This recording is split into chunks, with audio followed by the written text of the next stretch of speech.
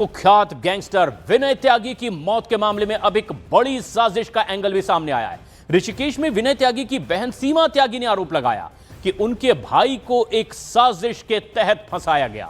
विनय त्यागी की बहन सीमा त्यागी ने गंभीर आरोप लगाए। उन्होंने कहा कि यह पूरा मामला करीब 750 करोड़ रुपए से जुड़ा हुआ है और इसके पीछे ठेकेदार सुभाष त्यागी की साजिश है।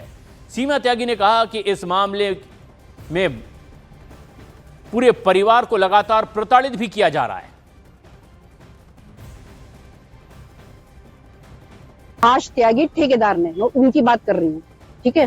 उन्होंने उसको बहुत परेशान किया था, राजनीतिक रूप से भी परेशान किया था और धमकियां वगैरह दी थी काफी और मुकदमे वगैरह भी लगाए थे। तो तब उस वजह से उन्होंने सोचा कि हम इसको ईडी को पैसा दे देते हैं। जब वो ईडी को पैसे लेके जा रहा था लेने के लिए, तब ये सब कुछ साजिश करी गई कि इसको पकड़ा दिया जाए। तो उसको पकड़ा दिया गया। फिर तो उसको पकड़ लेंगे तो वो जब वो पकड़ने के लिए भागे होंगे तो उसको वो लेके भाग गया, पैसा वो लेके भाग गया। फिर है ना कि भाई मुझे पकड़ रहे हैं, तो वो बचने की कोशिश कर रहा था। तो उसको पकड़ा, फिर उसकी बीवी को भी बैठाया कि तेरी बीवी को भी हम मार देंगे, किसी को पता भी नहीं चलेगा।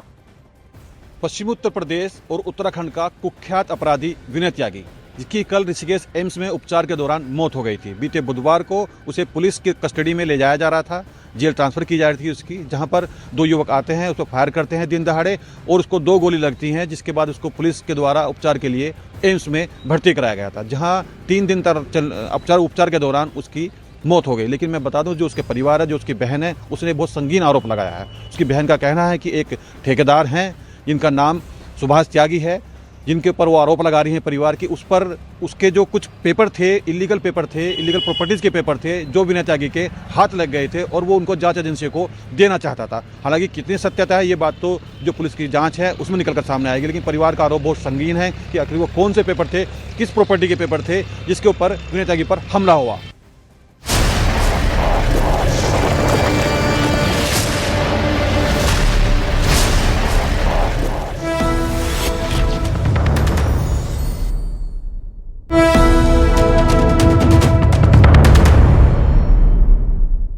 अब खबरें विस्तार से। बात बंगाल की, जहां बंगाल में बाबरी मस्जिद पर हुमायूं कबीर का बयान सामने आया। हुमायूं कबीर ने कहा अयोध्या में मुस्लिम कम हैं, इसलिए मस्जिद नहीं बन पाई। हुमायूं कबीर ये भी कहते हैं कि बंगाल में 37%, मुर्शिदाबाद में 72% मुस्लिम आबादी है। मेरा हक है मस्जिद बनाने का। कोर्ट ने नहीं कहा कि बाबरी नहीं बन सकती। देखिए, इससे पहले आपको बता दें 6 दिसंबर को बाकायदा बाबरी मस्जिद की नींव मुर्शिदाबाद में ही हुमायूं कबीर की ओर से ही रखी गई थी। टीएमसी इसका बार बार विरोध कर रही थी, लेकिन हुमायूं कबीर अपनी जिद पर अड़े रहे। उन्होंने कहा कि मैं नींव रखूंगा जरूर। 6 दिसंबर को इसी साल उन्होंने नींव रखी भी और अब मस्जिद बनाने की तैयारी वहां पर की जा रही है और उसी को लेकर यह बयानबाजी उनकी सामने आई। बंगाल में तो 37% मुस्लिम आबादी है, तो 72% आबादी है मेरा मुर्शिदाबाद डिस्ट्रिक्ट में। तो यहाँ बाबरी मस्जिद बने, यहाँ का क्या तकलीफ हो रहा है मैं मालूम नहीं है। मैं किसी को तकलीफ देना नहीं चाहते, किसी को तकलीफ लेना नहीं चाहते। मेरा साफ यही कहना चाहते, जो बाबरी मस्जिद बनाने का मेरा हक है। और हुमायूं कबीर के बयान पर प्रदीप भंडारी ने एक्स पर लिखा कि हुमायूं कबीर का चौंकाने वाला बयान सत्ताधारी तृणमूल कांग्रेस के पूर्ण समर्थन और ममता बनर्जी की देखरेख में ऐसे बयान दिए जा रहे हैं जो पूरी तरह से सरकार द्वारा समर्थित सोच बन जाते हैं। वो इन बयानों में पूरी तरह से भागीदार हैं। तो बीजेपी लगातार इसको लेकर हमलावर है और कई ट्वीट्स अब तक बीजेपी के सामने आ चुके हैं। वहीं शहजाद पूनावाला ने भी हुमायूं कबीर के बयान को लेकर टीएमसी पर निशाना साधा। दूसरी तरफ संजय राउत ने हुमायूं कबीर को बीजेपी का एजेंट बता दिया। यही बाबरी है और जो लगातार प्रभु श्री राम को अपमानित करने का प्रयास करते हैं, जैसे कि इनके नेता मदन मित्रा ने कहा कि प्रभु श्री राम मुस्लिम थे, जैसे कि इनके नेताओं ने जय श्री राम का विरोध किया, जैसे कि सायोनी घोष जिन्होंने शिवलिंग का मजाक उड़ाया, जैसे कि इनके और भी नेताओं ने जिस प्रकार से हिंदू आस्था पर चोट की, तो इनके तो मन में बाबरी है। और अगर हुमायूं कबीर बाबरी बनाने की कॉल देते हैं तो वहाँ की सरकार कर क्या रही है? भाई जागो माँ कोई सिंगर गाती है स्टेज पे, तो टीएमसी के जिहादी कुछ लोग जाकर उसको रोक देते हैं, पिटाई करते हैं। और ये बाबरी जिंदाबाद बोल रहा है इतने दिन से, तो हुमायूं कबीर को जेल में डालो ना अभिषेक जी। इसलिए नहीं डालेंगे क्योंकि हुमायूं और टीएमसी ये दोनों एक ही सिक्के के दो पहलू। हुमायूं कबीर जो है बीजेपी का एजेंट है। जो मेरी जानकारी है, पश्चिम बंगाल में अब हुमायूं कबीर के भरोसे बीजेपी वहां चुनाव लड़ना चाहती है। ये हुमायूं कबीर जो वहां बाबरी बना रहा है, ये सीधा एजेंट है बीजेपी का।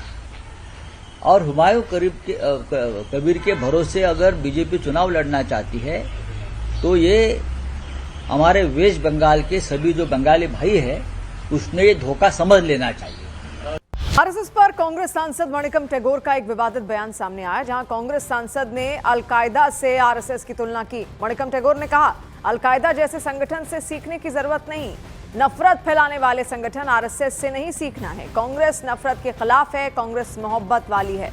हाल के दिनों में आपने देखा आरएसएस का संगठनात्मक रूप जिस तरीके से है, संगठनात्मक नेतृत्व जिस तरीके से है, उसकी तारीफ करते हुए कांग्रेस के कई बड़े नेता यहां नजर भी आए, जिसमें दिग्विजय सिंह भी यहां शामिल थे। लेकिन अभी मणिकम टैगोर का यह बयान सामने आया जो बेहद विवादित है, आरएसएस को लेकर ही उन्होंने दिया, जहां अलकायदा से वो आरएसएस की तुलना करते हुए नजर आए और उन्होंने कहा कि अलकायदा जैसे किसी संगठन से सीखने की जरूरत नहीं है, नफरत फैलाने वाले संगठन आरएसएस से नहीं सीखना चाहिए। कांग्रेस नफरत के खिलाफ है, कांग्रेस मोहब्बत वाली है। बोल रहे कि संगठन उनका मजबूत है, ऐसे संगठन में जमीन का आदमी भी पीएम बन सकता है। संगठन आप आरएसएस का और अलकायदा का संगठन ज़्यादा ऑर्गेनाइज हो सकता है, इसके लिए उससे सीखेंगे क्या? मैं तो नहीं सीखूंगा। मैं तो गांधी का पार्टी का हूँ। गांधी का पार्टी सिर्फ एक कमरे में बनाता है। इसी दिन 140 साल का पहले 140 साल का पहले इसी दिन में एक कमरे में मुंबई में बनी थी पार्टी, लोगों का पार्टी बन गई। गरीब दबे हुए लोग सारे गांव-गांव में कांग्रेस का झंडा है। कैसे बनी है? लोगों के पास जाने में बनी है, सैक्रिफाइस करने में बनी है, महल में बढ़ने में नहीं बनता है कांग्रेस। और महात्मा गांधी ने वो सिखाया, राहुल गांधी जी वो कर रहे हैं। और मणिकम टैगोर के बयान पर बीजेपी ने आपत्ति जाहिर की। शहजाद पूनावाला ने कहा कि कांग्रेस की पहचान है राष्ट्रवादियों का अपमान।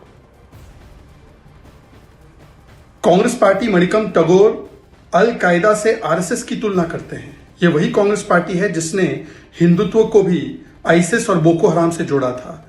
ये वही कांग्रेस पार्टी है जिसके नेता राहुल गांधी ने एक बार कहा था कि हिंदू के सो कॉल्ड आतंकी ग्रुप ज्यादा खतरनाक होते हैं और इस्लामिक जिहादी खतरनाक नहीं होते। मतलब एक राष्ट्रवादी संगठन आरएसएस जो निरंतर 100 वर्षों तक अब व्यक्ति निर्माण, चरित्र निर्माण और राष्ट्र निर्माण में लगा हुआ है, उसकी तुलना अलकायदा से करते हैं। और कांग्रेस नेता दिग्विजय सिंह के संगठन मजबूत करने वाले बयान का शशि थरूर ने समर्थन किया है। शशि थरूर ने कहा संगठन मजबूत होना चाहिए, इसमें कोई तर्क नहीं है। इसके साथ ही कांग्रेस के सीनियर लीडर सलमान खुर्शीद ने भी दिग्विजय सिंह के बयान का समर्थन किया। सलमान खुर्शीद ने कहा कि दिग्विजय सीनियर नेता हैं, उनके बयान को